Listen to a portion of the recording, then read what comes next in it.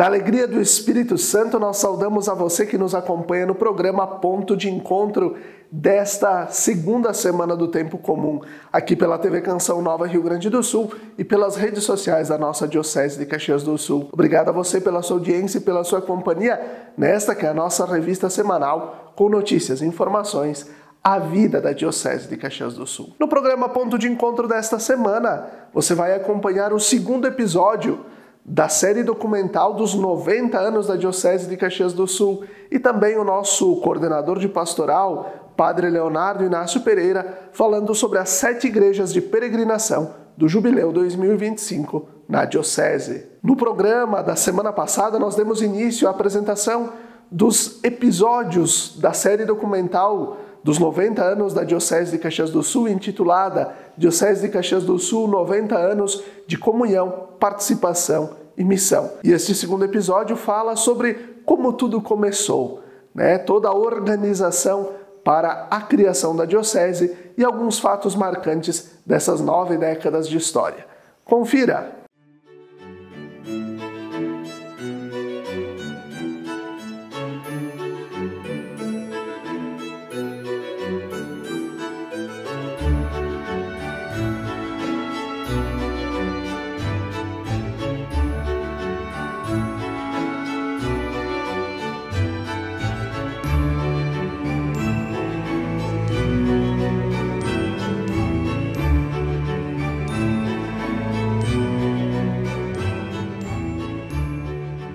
A virada do século XIX para o século XX marcou o início do desenvolvimento social, político, econômico e religioso na região nordeste do estado do Rio Grande do Sul.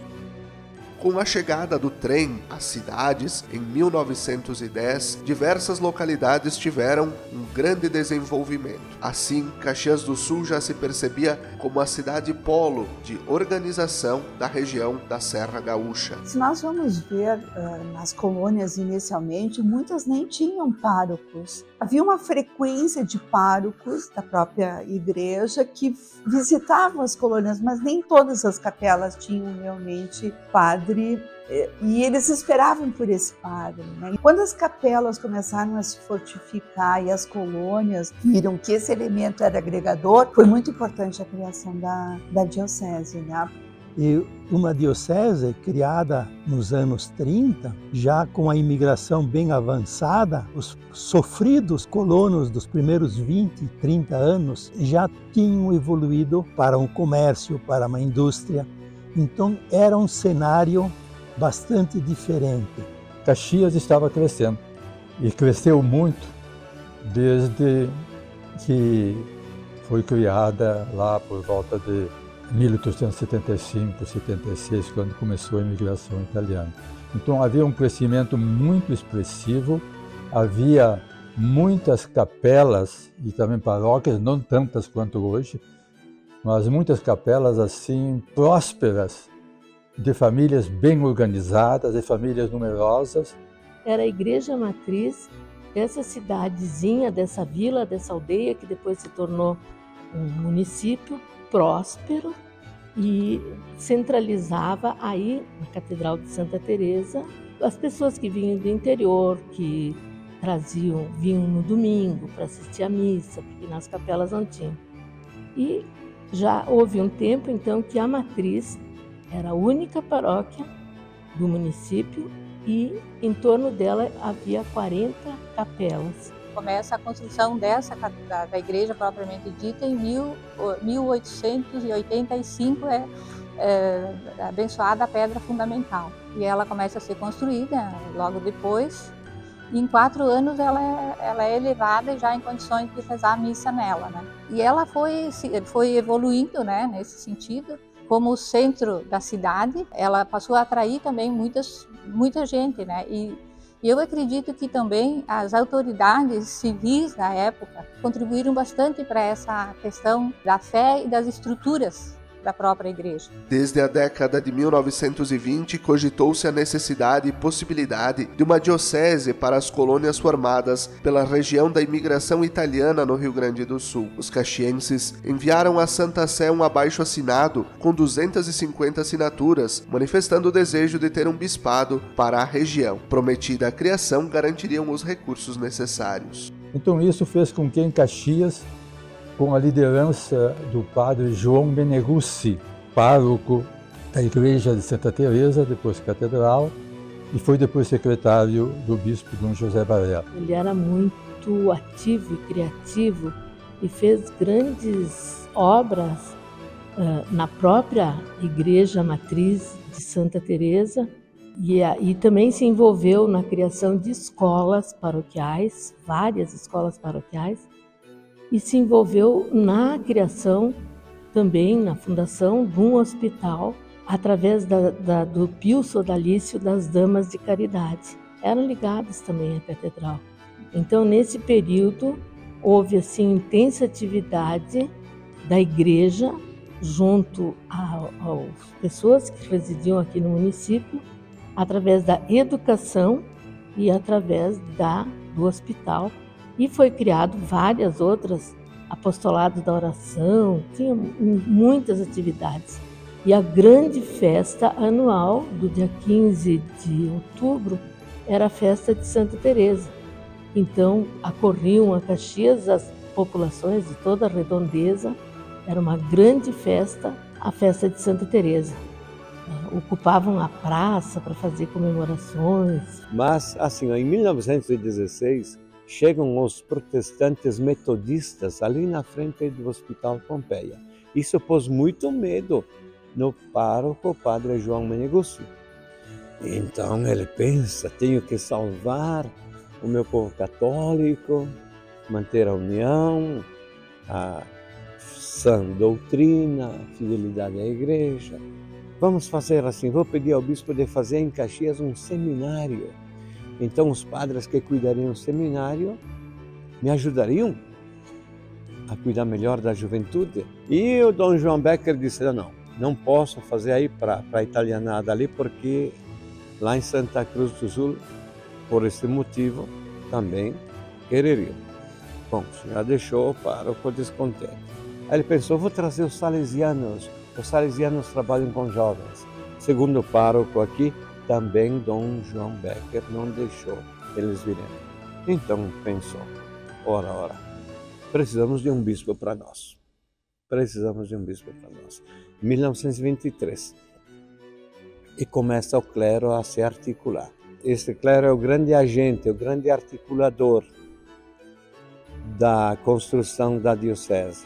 Por isso que a diocese de Caxias, quando foi criada, foi um motivo de orgulho, de entusiasmo muito grande, porque a presença do bispo significava muito também para o mundo civil.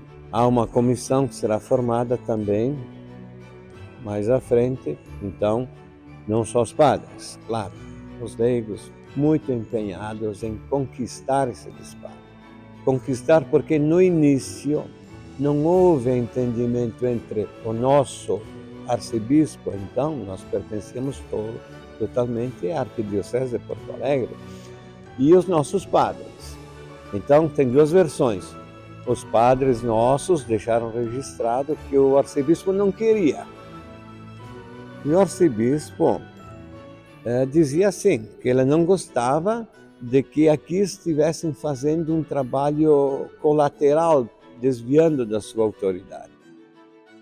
Nesse sentido, em 1931, no dia 4 de agosto, é constituída a Comissão Pró-Bispado na Casa Canônica da Matriz de Caxias do Sul, composta pelo cônego João Meneguzzi, que era então vigário da Igreja Matriz de Santa Teresa e principal articulador do movimento, padres da região, o prefeito Miguel Muratori, o presidente do Apostolado dos Homens, Paulo Hack, e pelos empresários Raimundo Manhabosco e Abramo Eberle.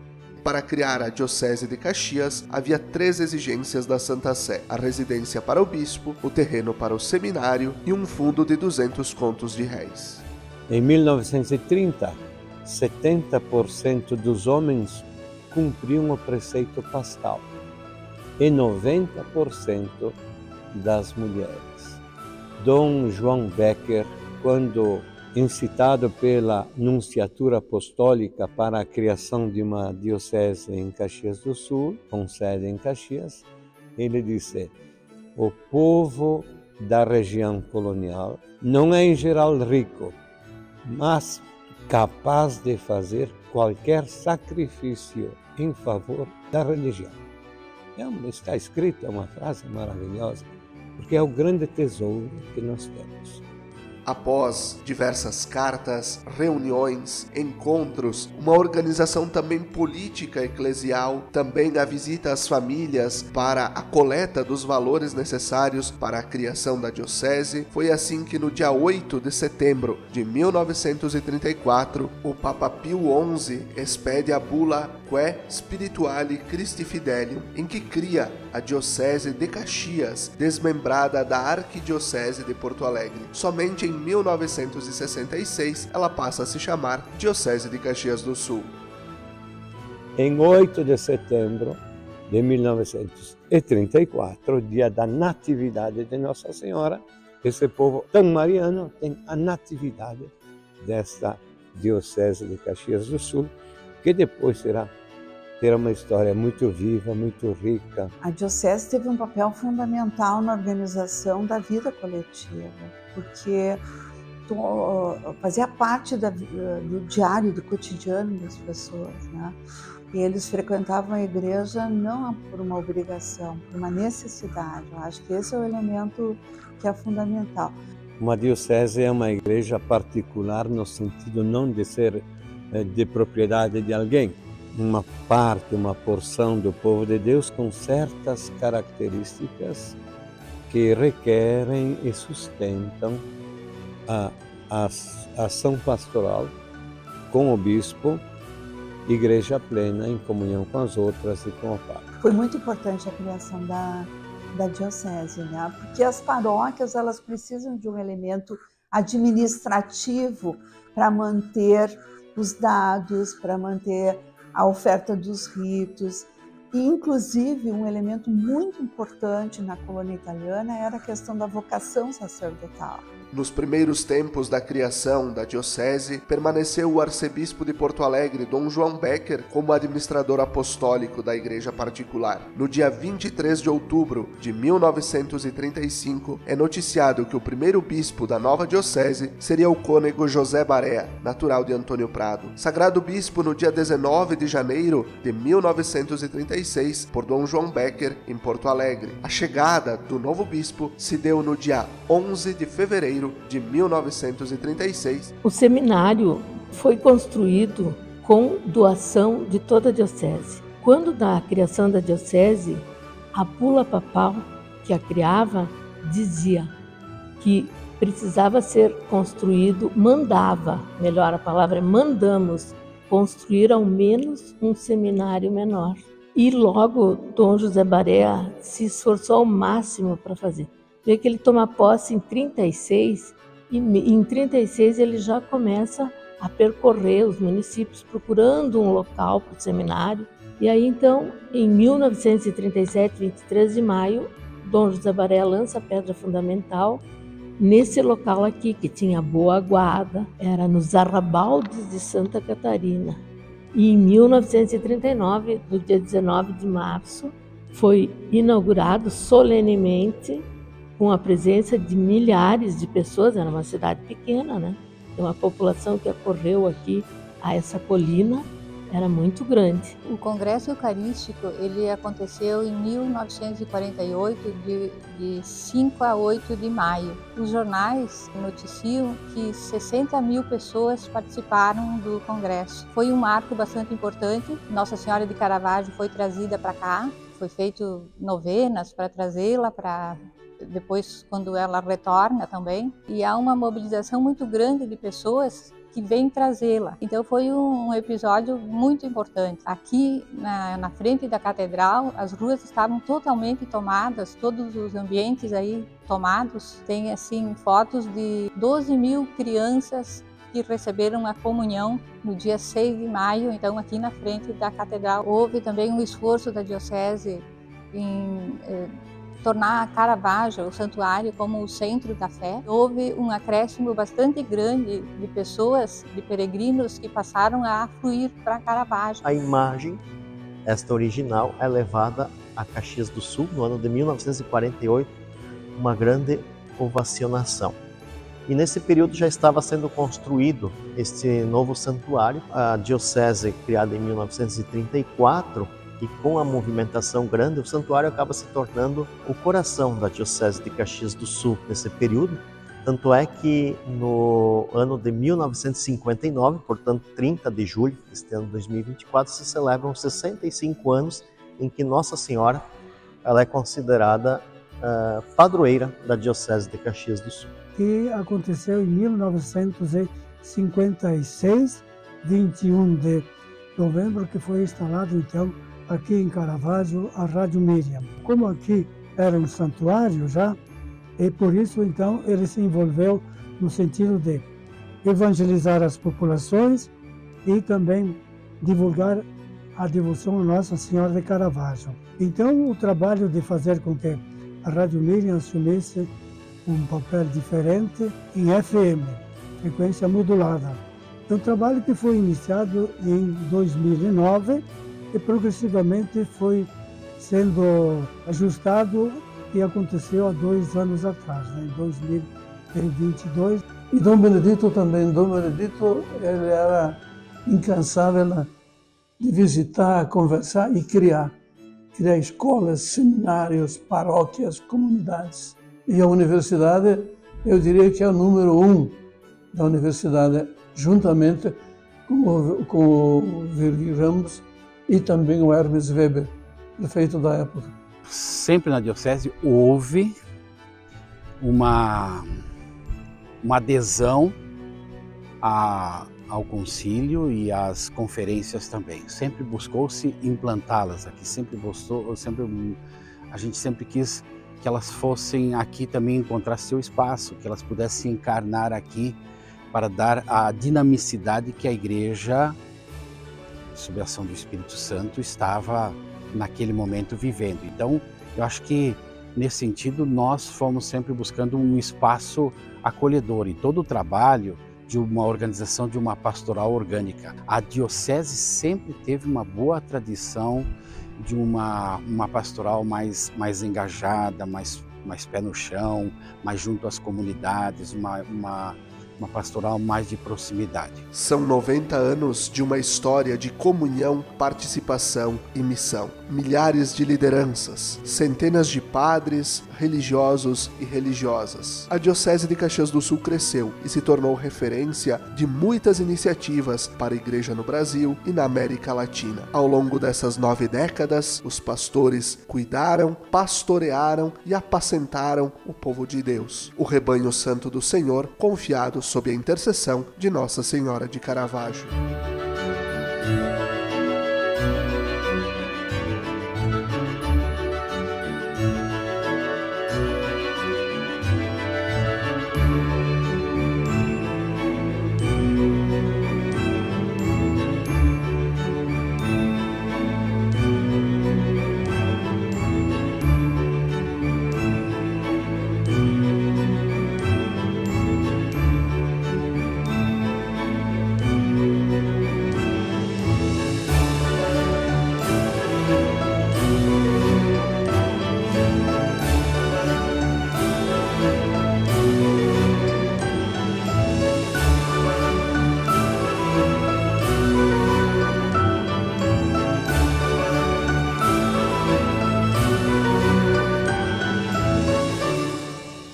E assim nós vamos concluindo o primeiro bloco do nosso programa Ponto de Encontro desta segunda semana do Tempo Comum. Fique conosco, até daqui a pouco.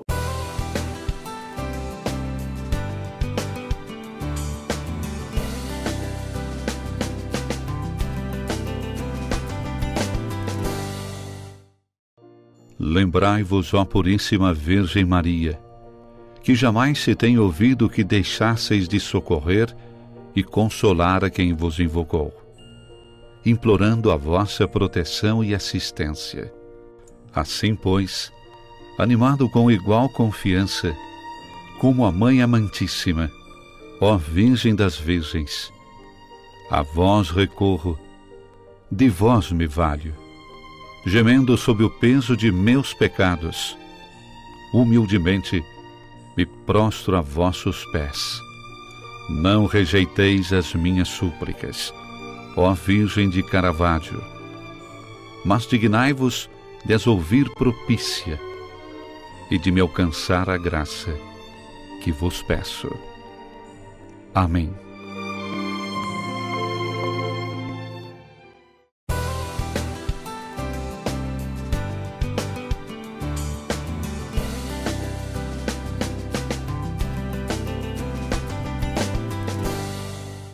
Estamos de volta com o segundo bloco do nosso programa Ponto de Encontro desta segunda semana do Tempo Comum, aqui pela TV Canção Nova Rio Grande do Sul e pelas redes sociais da nossa Diocese de Caxias do Sul. Neste segundo bloco, você vai acompanhar o padre Leonardo Inácio Pereira, nosso vigário-geral e coordenador de pastoral, no programa Razões da Fé, que é produzido pela Pastoral da Comunicação da Diocese e veiculado na Rádio Miriam Caravaggio, rádio da Diocese de Caxias, e também nas redes sociais, falando sobre as 7 igrejas de peregrinação do Jubileu 2025 em nossa Diocese. As regiões pastorais da Diocese, elas elegeram igrejas que serão, digamos assim, igrejas de peregrinação, de modo que, vamos pensar aqui, a região de Farroupilha, né? Naturalmente tinha que ser o Santuário de Caravaggio. Então, a igreja escolhida para ser a igreja de peregrinação durante o ano todo será o Santuário de Caravaggio. O Santuário de Caravaggio, bem como Bento Gonçalves, o Santuário de Santo Antônio. Nova Prata, o Santuário de Nossa Senhora Aparecida e São João Batista. A região de Garibaldi será a igreja matriz de Daltor Filho ali, né? A igreja São João Batista também, né? Então a região pastoral escolheu essa igreja para ser a igreja referencial. Que é um dos extremos da nossa diocese. Que é um dos extremos de nossa diocese. Então veja que interessante, né? Os padres e o conselho de leigos daquela região decidiu essa igreja. Por quê? Para ajudar também aqueles que estão mais nas periferias a poderem fazer a sua peregrinação. Depois, São Francisco de Paula, a igreja de São Francisco de Paula. A região de Flores da Cunha, exatamente pelo fato de a igreja matriz de Antônio Prado já estar vivendo um jubileu, né, da sua paróquia, a igreja de Antônio Prado. Né? Esqueci alguma? Acho que foram todas. E a Catedral. Né? E a Catedral de Caxias, então, será a igreja, assim, da região pastoral de Caxias do Sul. Então, ao longo do ano, o que a gente sonha com esse jubileu? Que os diversos grupos, catequistas, leitores, músicos, empresários, forças de segurança, os catadores de lixo, as pessoas, os doentes, né, o pessoal da saúde, da educação, possa, na sua região pastoral, fazer a sua peregrinação àquela igreja referencial. De modo que, claro, tudo isso com agendamento, tem que ser muito organizado. A gente está organizando um roteiro para isso, né? Para podermos oferecer as diversas igrejas que irão receber estas peregrinações. De modo que as pessoas possam receber uma catequese, fazer a sua confissão, né? E depois rezarem pelo Papa e receberem indulgência plenária também por si ou pelos falecidos. Então, é algo bonito, né? Que nos faz resgatar a dimensão de que somos povo peregrino, povo que caminha e, sem quem puder ir a Roma, né, Dom José, que vá, que faça essa peregrinação em Roma, mas nós aqui estamos disponibilizando de 7 comunidades que irão acolher com muito carinho os peregrinos das diversas regiões pastorais. E assim nós vamos concluindo mais um ponto de encontro, agradecendo a você pela sua audiência e pela sua companhia. Até a próxima semana, até o próximo ponto de encontro.